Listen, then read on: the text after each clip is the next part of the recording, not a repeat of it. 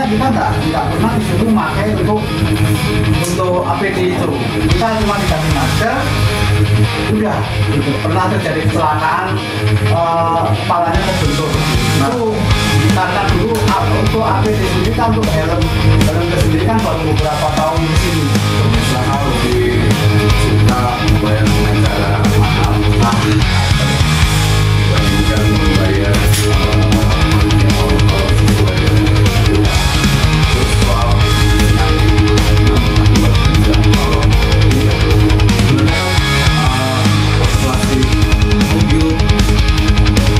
bahan-bahan kimia yang terus-menerus ya kawan-kawan yang sakit karena akibat kerja. Selain itu ada beberapa kawan yang sakit yang sama, bahkan ada yang juga yang meninggal. Yang jelas kita butuh dan sangat membutuhkan dukungan solidaritas dari warga.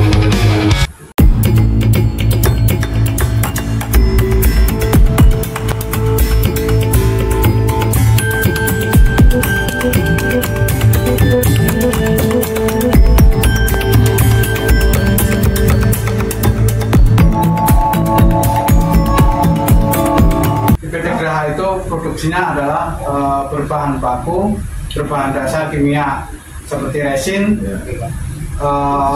katalis. Itu adalah bahan kimia semua yang notabene kalau kita hidup itu terlalu tajam, Menyengat ya? menyengat banget. Kalau walaupun pakai masker tetap tembus gitu. Iya, betul. Kalau yang saya alami, kalau untuk di project lain, kita itu diharuskan untuk memakai masker gas. Oh iya, yang ada itu. iya. Nah, itu karena tuntutan dari pihak owner ya, yang mengerjakan kita di situ maksudnya ya. Cuma kalau memang di dalam pabrik kita tidak memakai. Kenapa tuh nggak pakai? Ya kurang tahu, karena ketiganya atau apanya kita nggak pernah ada ini gitu loh. Memang nggak disediakan gitu? Disediakan atau enggaknya kita kurang tahu, cuma intinya kita nggak pernah disuruh pakai untuk APD itu. Kita cuma dikasih masker, udah gitu. Nah kalau kerja luar, karena tuntutan dari owner itu, kita dibawain tuh masker. Baru di sana kita pakai untuk APD itu. Kalau ownernya datang baru suruh pakai? Kalau di project di luar proyek luar ya, kayak perusahaan yang membutuhkan meng-hire teman-teman ya, kayak supplier lah kita baru disuruh pakai gitu. Kalau di pabrik sendiri nggak pakai, tapi itu nggak pernah ada pengawasan segala macam dari manajemen ataupun nggak ada fokus dari manajemen terus pakainya APD ini gitu. Nggak ada. Memang tidak disediakan. Kacau banget manajemen, kacau nih. Iya. Terus kalau untuk yang saya maksudnya yang saya ketahui ini, pernah terjadi kecelakaan, kepalanya terbentur. Itu karena dulu untuk APD sendiri kan, untuk helm sendiri kan baru beberapa tahun ke sini. Dan kejadiannya kejadiannya itu udah 10 tahun yang lalu lebih mungkin. Nah itu pernah ada yang kebentur kepalanya dan dibawa ke rumah sakit, operasi 2 orang. Nah itu yang membiayai siapa?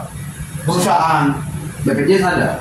BPJS ada. Nah, cuma kan karena kecelakaan kerja. Nah, betul.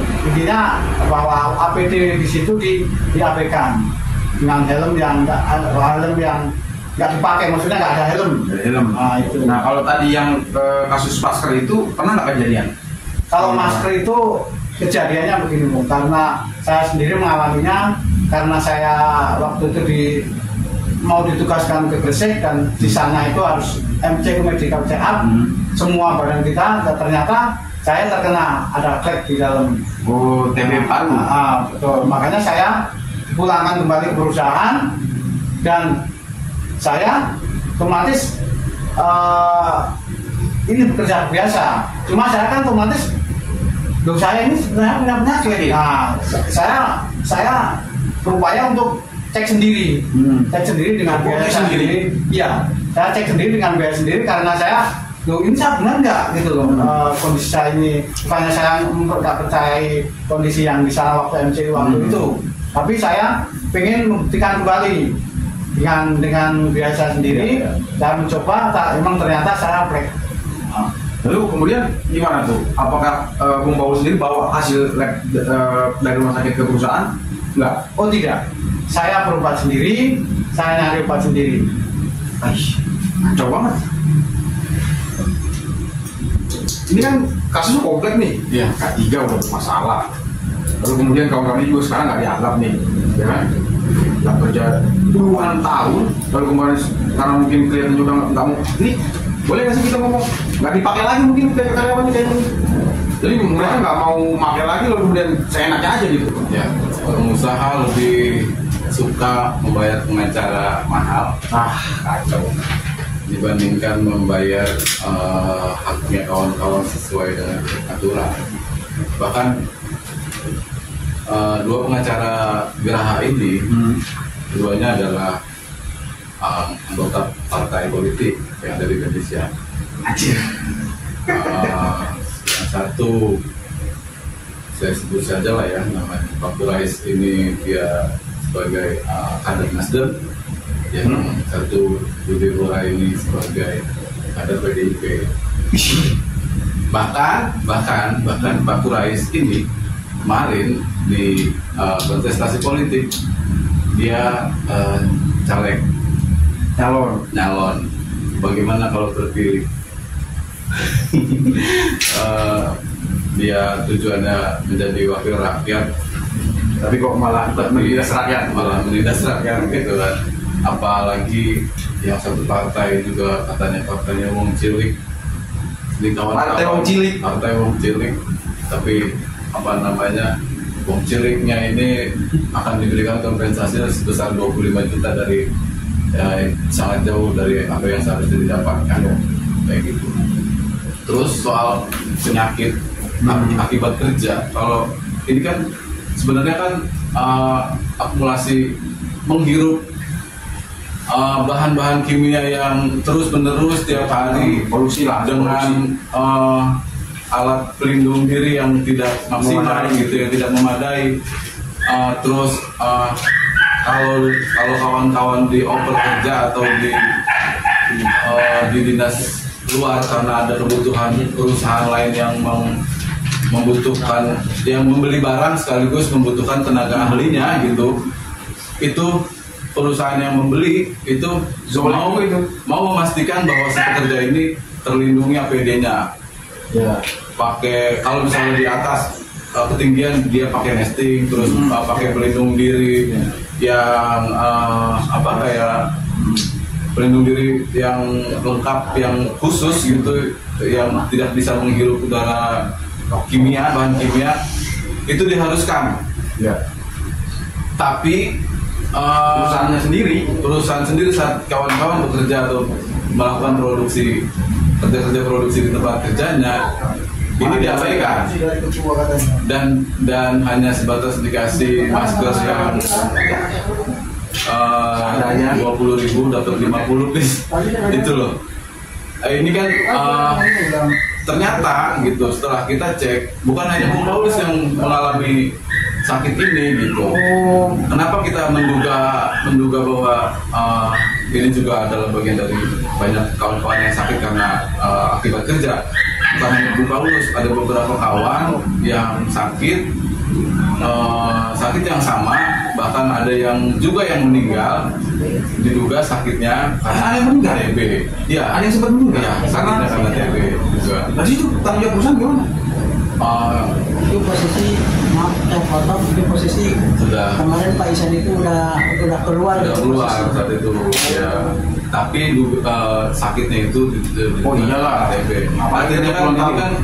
Artinya ini kan kalau sampel 2, 3 sampai 5 orang mempunyai sakit yang sama, bekerja di tempat yang sama, melakukan produksi yang berulang-ulang yang sama, hasilnya mempunyai penyakit yang sama, ini kan bisa kita arahkan bahwa kawan-kawan mengalami penyakit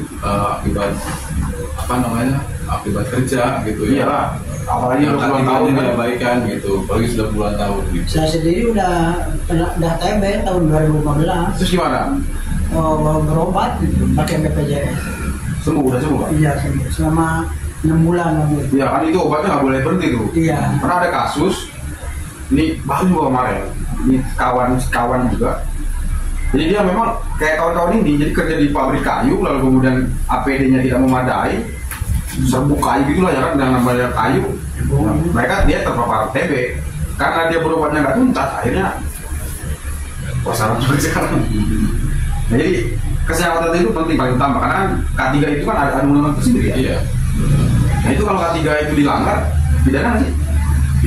Pidana jelas, makanya kami mencoba untuk apa namanya PPSPKU dengan kawan-kawan yang mendampingi persoalan kawan-kawan ini, mencoba untuk membuka jalur litigasi tentang K3, tentang banyak lah itu. Upah. Kita tidak bicarakan upah lembur kawan-kawan yang biasanya yang ditugaskan luar itu jam kerjanya panjang, lebih dari 8 jam kerja. Bahkan ada satu kawan yang ditugas luarkan itu lemburannya itu sebanyak 136 jam setelah kita cek. 136 jam dibayar? Dan itu tidak dibayar. Dan itu tidak dibayar gitu kan. Terus kadang ditunda 2 bulan, 3 bulan baru dibayar, dengan dicicil tiba-tiba dikirimin duit juta kayak gitu tanpa adanya penghitungan yang detail. Itu sebenarnya melanggar juga dong kalau upah ya, upah ditunda, upah lembur tidak dibayar karena itu kan ada aturan yang, makanya ya kami akan terus upayakan bukan hanya kawan-kawan berhak dan wajib mendapatkan haknya, tapi juga pengusaha wajib mendapatkan apa sih, mendapatkan ganjaran apa sih atas apa yang dia lakukan gitu selama bertahun-tahun. Kalau saya pribadi sih saya selalu gini, jangan kalau kasus kawan-kawan yang sekarang ini ya, Omnibus Law saya selalu bilang zolim ke pemerintah, zolim. Iya. Nah apalagi kalau kayak kasus K3 dia punya undang-undang tersendiri, BPJS undang-undang tersendiri, lembur juga undang-undang tersendiri, ini kan sudah melanggar semua nih. Ya. Nah saya atau kita langkah-langkah apa nih? Langkah-langkah apa nih yang harus kita lakukan? Pertama nih kan kita tripartit sudah. Nah tripartit sudah dilanggar belum? Nggak percaya pemerintah. Iya. Ya tapi yang jelas setelah kawan-kawan menerima surat PHK. Oh sudah dikeluarkan surat PHK? Sudah dikeluarkan surat PHK. Artinya kawan-kawan udah nggak bekerja lagi? Ya. Dan kami saat ini sudah cukup membuat menolak atas PHK yang dilakukan perusahaan. Terkait selanjutnya kami akan melakukan apa? Ya, sih kita lihat gitu. Yang jelas kita butuh dan sangat membutuhkan sekali dukungan solidaritas dari kawan-kawan jaringan, dari kawan-kawan media yang seperti yang kawan-kawan miliki. Untuk apa? Untuk bahwa membantu mengabarkan bahwa di Tangerang ini masih ada persoalan yang sedemikian zolim, yang begitu pengusaha bergandengan erat dengan pemerintah dan aparat gitu kan. Maka nggak ada jalan lain selain jaringan buruh, jaringan solidaritas yang kuat yang harus kita bangun dengan melakukan diskusi ini gitu, misalnya dengan bersolidaritas langsung dan lain sebagainya. Itu kita butuhkan untuk saling menguatkan dan upaya-upaya advokasi yang lain terus kita lakukan. Artinya tetap litigasi dan non litigasi jalan. Ya, kita jalankan itu. Tapi kalau untuk spesifiknya kita harus kita tidak tahu lah gimana akhirnya gitu ya. Kuburan lah itu, maksudnya jangan masuk kuburan dulu lah, kita masih mau lanjutkan. Oke, kita kan udah ngobrol panjang ya. Saya pun masih buruh nih sebetulnya. saya juga atau kita semua tidak mau mengharapkan PHK lah. Karena itu kuburan dari yang disampaikan. Ya kita tentu harapan lah. Harapan kamu itu apa nih yang terakhir? Ya harapan saya sebagai korban PHK yang saat ini harapannya cepat tuntas, hak-hak buruh itu semua bisa terkabulkan oleh perusahaan.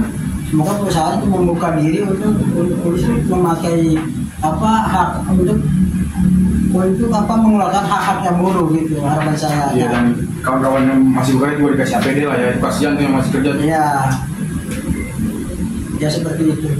Kalau Bung Paulus sendiri Ya, kalau saya sih berharap semoga PT Graha bisa terbuka hatinya untuk hak kita bisa dipenuhi, hak kita dan teman-teman kita atau mungkin ntar generasi yang semoga Graha bisa terus berlanjut dan semoga teman-teman yang akan bekerja di PT Graha bisa menikmati apa sih Graha itu lebih membaik dalam arti dari APD atau mungkin dari tadi proses pengupahannya itu semua bisa diperbaiki dan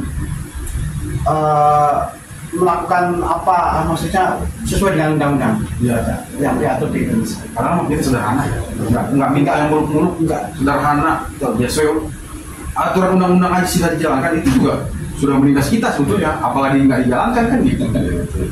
Oke, itu yang bisa kita sampaikan ataupun kita bisa obrolkan hari ini, dan semoga harapan kawan-kawan yang kerja di perusahaan apa tadi PT Graha Waktuna Purnama GFP ya disingkat ya, bisa segera inilah terlaksana lah. Dan pesan untuk manajemen dan semua yang tergabung bahkan sampai dengan advokatnya, ya kita tadi nggak muluk-muluk lah, kita cuma minta sesuai dengan aturan undang-undang, walaupun undang-undang itu sudah menindas kita, tapi apakah itu tidak bisa dijalankan gitu. Terima kasih, salam solidaritas, salam perjuangan.